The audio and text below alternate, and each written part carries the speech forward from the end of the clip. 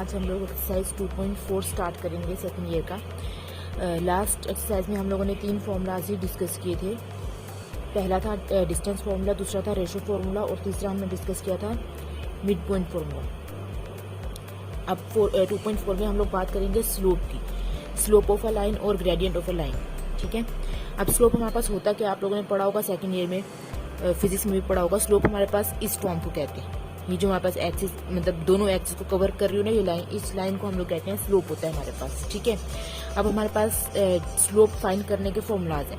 पहला फॉर्मूला, अगर हमें एंगल दिया हो ना, कोई भी हमें मतलब जाहिर सी बात है अगर हमें दिया हुआ तो इस स्लोप का कोई ना कोई एंगल तो बन रहा होगा थीटा। तो अगर हमें एंगल दिया और हमें कहा जाए कि स्लोप फाइंड करें तो हमारे पास एंगल का जो फॉर्मूला होगा स्लोप का, अच्छा स्लोप को हमेशा एम से डिनोट करते हैं, तो उसका जो फॉर्मूला हमारे पास होगा वो हमारे पास हो जाएगा tan थीटा। ठीक है, अगर हमें कोई भी 2 पॉइंट्स दिए हुए लाइन के, सपोज करें हमें एंगल नहीं दिया हुआ, हमें एक ये पॉइंट और एक ये पॉइंट, इसको P1 कह देती हूँ, इसको P2 कह देती हूँ, ये दोनों पॉइंट्स मुझे दिए हुए हैं और मुझे कहा जाए कि इस लाइन का स्लोप फाइंड करें, तो मैं क्या करूंगी, ये वाला स्लोप का फॉर्मूला यूज करूंगी, y2 minus y1 divided by x2 minus x1। इसको हम लोग ऐसे भी याद कर सकते हैं, delta y upon delta x।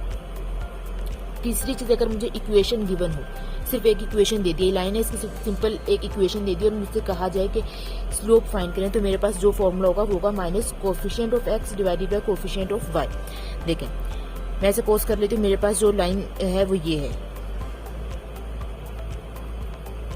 और मुझे अब इसका स्लोप फाइंड करना है, तो मैंने क्या बताया, minus coefficient of x, x का जो भी चीज है, divided by coefficient of y, y के साथ जो भी चीज, ये मेरे पास स्लोप आ जाएगा। अब दूसरी चीज, हमें अगर 3 पॉइंट्स दिए हों और हमें कहा जाए वो पॉइंट्स कोलिनियर्स हैं, मतलब कोलिनियर का मतलब क्या है, मेरे पास एक लाइन है, एक ही लाइन पर 3 पॉइंट्स मेरे पास हैं, तो मैं बोलूंगी वो पॉइंट्स कोलिनियर है। कोलिनियर का मतलब होता है एक ही लाइन पर होना। ठीक है, अब हमारे पास उसकी जो कंडीशन होगी वो ये होगी, y2 minus y1 divided by x2 minus x1 is equal to y3 minus y1 divided by x3 minus x2। अब इसको याद कैसे करेंगे, इसको याद ऐसे करेंगे, माइनस साइन,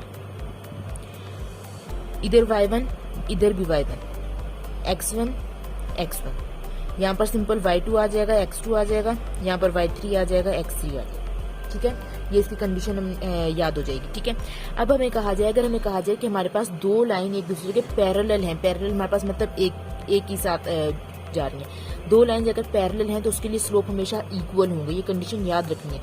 अगर हमें कहा जाए हमारे पास 2 लाइन परपेंडिकुलर हैं तो हमारे पास जो कंडीशन होगी वो हो जाएगी m1 multiply by m2 is equal to -1।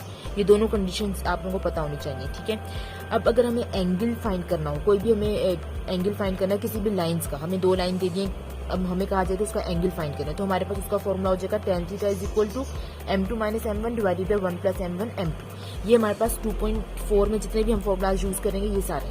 ठीक है, अब हम लोग एक्सरसाइज स्टार्ट करते हैं। अब क्वेश्चन नंबर 1 है, हमें कहा गया है कि find equation of locus of a moving point such that the slope of the line joining the point A is 3 times the slope of the line joining the point of B। अच्छा, हमें क्या करना है, हमें simple equation, हमें simple slope find करना है, हमें सिंपल इक्वेशन फाइंड करनी है, इक्वेशन फाइंड करनी है लोकस की। अब लोकस हमारे पास क्या होता है, लोकस हमारे पास सिंपल वो मतलब सेट ऑफ पॉइंट्स होते हैं जो कोई ना कोई कंडीशन फुलफिल कर रहे हैं, उसको हम लोकस कहते हैं। ठीक है, अच्छा, अब हमें कहा गया है कि हमारे पास हमें इक्वेशन फाइंड करनी है पहली बात, उसके बाद कहा गया है that the slope of the line. अब हमें एक लाइन दी थी, ठीक है, ए और पी हमने खुद से कंसिडर कर दिया, कोई भी पॉइंट है जो ज्वाइन कर रहा है इन दोनों के साथ। ठीक है, अब हमने कह दिया ए से पी तक का जो स्लोप है उसको हम कह देते हैं m1। ठीक है, बी से पी तक का जो स्लोप है उसको हम कह देते हैं m2। ठीक है, ये दोनों स्लोप हमने नाम दे दिए। अब हमें क्या कहा गया है, हमें कहा गया है कि जो स्लोप ऑफ ए वाला जो स्लोप है ना, मतलब m1, वो 3 टाइम्स है अदर वाले के, मतलब m2, ये वाली कंडीशन हो जाएगी। ये हमें कंडीशन क्वेश्चन में दे दी है, इसको यूज करते हुए हमें इक्वेशन फाइंड करनी है। अब सबसे पहले हम लोग m1 और m2 फाइंड कर लेते हैं। m1 का फॉर्मूला हमने भी स्लोप का फॉर्मूला पढ़ा था, 2 पॉइंट्स का, y2 minus y1 divided by x2 minus x1। Simple चीजें पुट कर देंगे, a और p की बात हो रही है, p हमें पता नहीं है तो p हम खुद से कंसिडर कर लेंगे xy। ठीक है, ए के भी पॉइंट्स दिए हैं, पी के भी दिए हैं, दोनों पॉइंट्स इसमें पुट करेंगे, हमारे पास m1 आ जाएगा। फिर हम लोगों ने बीपी के लिए स्लोप फाइंड करना, मतलब m2 फाइंड करना है, सेम काम करेंगे, m2 भी आ जाएगा। अब हमें जो कंडीशन क्वेश्चन में दी है हम इसको यूज करेंगे, इसमें हम m1 को और m2 को दोनों को पुट कर देंगे। जब हम इसको पुट कर देंगे तो हमारे पास सिंपल सोल्व करेंगे, हमारे पास इक्वेशन आ जाएगी जो कि हमारे पास आंसर हो। अब क्वेश्चन नंबर 2 में हमें कह रहे हैं द लाइन थ्रू दिस मतलब हमारे पास एक लाइन है जो हमारे पास पास हो रही है इन दो पॉइंट से। ये हमने लाइन कंसीडर कर ली, इस पॉइंट को नाम ए दे दिया, इस वाले को बी दे दिया, इसको मैंने ए कह दिया, इसको बी कह दिया, इस वाले को सी कह दिया, इस वाले को डी कह दिया। कह रहे हैं this is parallel to the line through this and this, find y. मतलब ये जो दो लाइन्स हमें दे दी हैं दोनों एक दूसरे के पैरेलल हैं। लाइन्स के पॉइंट्स हमें दे दिए हैं, ए बी भी दे दिया है, सी डी भी दे दिया है, दोनों को हमें दे दिए हैं और हमें कहा गया है कि दोनों एक दूसरे के पैरेलल हैं। तो इस वाले के स्लोप को हम m1 कह देते हैं, इस वाले स्लोप को हम m2 नाम दे देते हैं। ठीक है, इसका स्लोप फाइंड कर लेंगे, इसका स्लोप फाइंड कर लेंगे। पैरेलल है तो पैरेलल की कंडीशन हमने पढ़ी थी, m1 is equal to m2 होता है। ठीक है, स्लोप का वही वाला फॉर्मूला यूज करेंगे, चीजें पुट कर देंगे, हमारे पास m1 भी आ जाएगा, m2 भी आ जाएगा। पैरेलल वाली कंडीशन पुट करेंगे तो हमारे पास इसमें m1 m2 को पुट कर देंगे, हमारे पास सिंपल y की वैल्यू आ जाएगी, जो हमारे पास आंसर है। अब क्वेश्चन नंबर 3 भी सेम है, बस इसमें हमें क्या कहा गया है कि हमारे पास जो लाइंस है ना वो परपेंडिकुलर है। वहां पर हमें पैरेलल कहा गया था, यहाँ पर हमें कहा गया है परपेंडिकुलर है और हमें फाइंड करना है x। ठीक है, हमें ये लाइन दे दिया, इस पॉइंट को मैंने ए का नाम दे दिया, इस पॉइंट को बी का नाम दे दिया, इसको सी कह दूंगी, इसको डी कह दूंगी। ठीक है, ये लाइंस को मैंने, ये परपेंडिकुलर थी तो मैंने इस वाली लाइन को ए बी ले लिया, इस वाली को सी डी ले लिया। ठीक है, हमें एक्स फाइंड करना है जो ये डी के अंदर आ रहा है। सबसे पहले हम क्या करेंगे, इस वाले को नाम दे देते हैं m1, ए बी का जो स्लोप है इसको मैंने नाम दे दिया m1 का, सी डी का जो स्लोप है इसको मैं नाम दे देती हूँ m2 का। ठीक है, मैंने पहले m1 फाइंड कर लिया, फिर मैंने m2 फाइंड कर लिया स्लोप का फॉर्मूला यूज करते हुए 2 पॉइंट्स का। फिर मैंने क्या कहा कि हमारे पास लाइन जो है वो परपेंडिकुलर है, तो परपेंडिकुलर की कंडीशन हमने पढ़ी m1 multiply by m2 is equal to -1 होती है। ये कंडीशन हमने अभी भी पढ़ी थी, तो हम लोग इसमें m1 और m2 दोनों पुट कर देंगे। पुट करने के बाद सिंपल सोल्व करेंगे तो हमारे पास x की वैल्यू भी आ जाएगी। अब हमारे पास क्वेश्चन नंबर 4 है, कह रहे हैं using slope prove that these 3 points are the vertices of the right triangle. हमें पता है राइट ट्रायंगल की मेन बात क्या होती है कि उसमें हमारे पास जो दो साइड्स होती है वो हमेशा एक दूसरे के परपेंडिकुलर होती हैं। ये राइट ट्रायंगल का मेन पॉइंट होता है कि हमारे पास दो जो साइड्स हैं वो हमेशा एक दूसरे के परपेंडिकुलर होंगी। ठीक है, अच्छा सिंपल हमें तीनों साइड्स दे दी हैं, ए बी सी हमने नाम दे दिया। अब हमने क्या दिया, ए से बी तक जो पॉइंट है स्लोप है उसको हम m2 कह रहे हैं, यहाँ से नाम दे दिया m1 m2 m3, खुद से आप कैसे भी दे सकते हैं। ठीक है, तो ए बी का जो स्लोप है उसको हमने m2 कह दिया, बी सी का जो स्लोप है उसको हमने m3 कह दिया और ए सी का जो स्लोप है उसको हमने m1 कह दिया। ठीक है, सेम m1 m2 और m3 फाइंड कर लेंगे। फाइंड करने के बाद हमें पता है राइट ट्रायंगल की हमने अभी पढ़ा था कि हमारे पास दो साइड्स होती हैं वो हमारे पास परपेंडिकुलर होंगी, तो हमने सिंपल प्रूफ कर देना है कि हमारे पास वो दोनों साइड्स परपेंडिकुलर होती हैं। अब यहाँ पर कौन कौन सी साइड्स परपेंडिकुलर हैं, मतलब m2 और m3 ये एक दूसरे को परपेंडिकुलर है ना, हमारे पास m2 और m3 हमारे पास एक दूसरे को परपेंडिकुलर है। तो हम लोग सिंपल क्या करेंगे, हम लोग इस कंडीशन में परपेंडिकुलर वाली कंडीशन यूज करेंगे, इसमें इन दोनों स्लोप को पुट कर देंगे। पुट करने के बाद हमारे पास ये प्रूफ हो जाएगा सिंपल। अब हमारे पास क्वेश्चन नंबर 5 है, कह रहे हैं using slope find the fourth vertex of the parallelogram if this 3 are the vertices of parallelogram. ये हमारे पास पैरेललोग्राम होता है, हमें पता है पैरेललोग्राम में क्या होता है, दो साइड्स इक्वल होती हैं और दो साइड्स इक्वल होती हैं। सिंपल हमने नाम दे दिया इसकी साइड्स को A B C D, D हमें पता नहीं है, डी हमें फाइंड करना है तो हमने उसको नाम दे दिया एक्स वाई।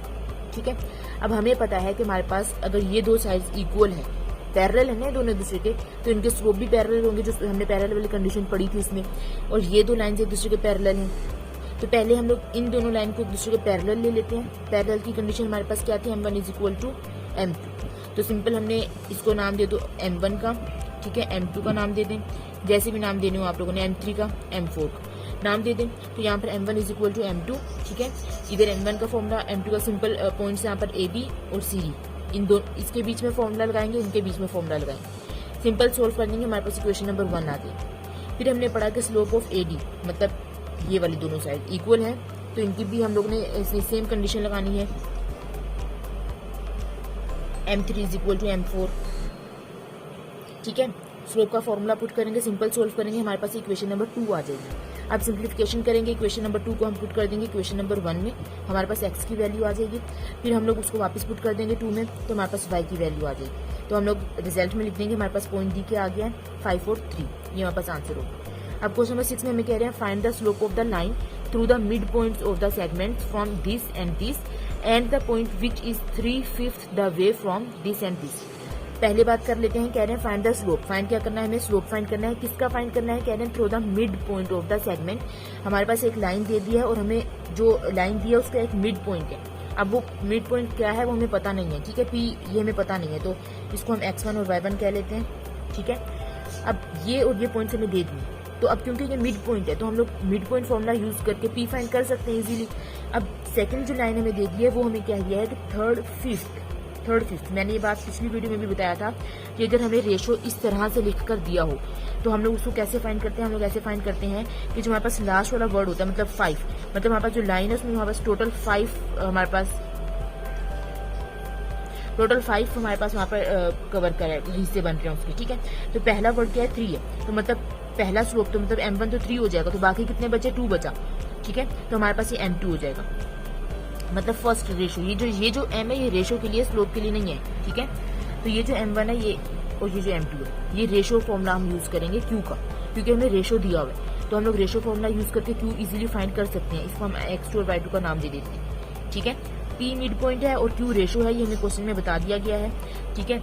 अब क्योंकि अब हमें बता दिया तो हम लोगों ने वैसे ही सोल्व करना है, p का मिड पॉइंट फॉर्मूला यूज करना है, q का रेशो फॉर्मूला यूज करेंगे। अब सिंपल हम लोग करेंगे क्या, p का हमने मिड पॉइंट फॉर्मूला यूज किया। मिड पॉइंट फॉर्मूला हमारे पास क्या था, x1 plus y1 is equal to x1 plus x2 upon 2 y1 plus y2 upon 2, ठीक है। इस पर हमने चीजें पुट कर दी क्योंकि ये a और b का मिड पॉइंट है ना, a और b का मिड पॉइंट है, तो हमने a और b के पॉइंट्स पुट करने हैं और हमारे पास p आ जाएगा। फिर हमारे पास q जो है वो किसका हमारे पास था, c और d का, ठीक है। तो हम लोग यहाँ पर c और d के पॉइंट्स पुट करेंगे और रेशो भी हमें दे दिया, रेशो भी पुट कर देंगे, सिंपल सोल्व कर लेंगे, हमारे पास q की भी वैल्यू आ जाएगी, p और q हमारे पास आ गया। तो अब हमें स्लोप किसका फाइंड करना था, p और q का। तो p और q हमारे पास पॉइंट्स आ चुके हैं, तो सिंपल स्लोप का फॉर्मूला यूज करेंगे और स्लोप का फॉर्मूला यूज करते हुए हम इसको सोल्व कर लेंगे, तो हमारे पास ये स्लोप आ जाएगी, हमारे पास आंसर हो जाएगा। अब नेक्स्ट वीडियो में इंशाल्लाह हम लोग इसके जो बाकी के क्वेश्चन बच गए वो करेंगे, ठीक है, 2.4 की। अगर आप लोगों को कोई भी चीज़ समझ में नहीं आई तो आप लोग कमेंट में जरूर पूछिएगा, और अगर वीडियो अच्छी लगे तो सब्सक्राइब करिएगा और लाइक भी करिएगा। थैंक यू सो मच, अल्लाह हाफिज़।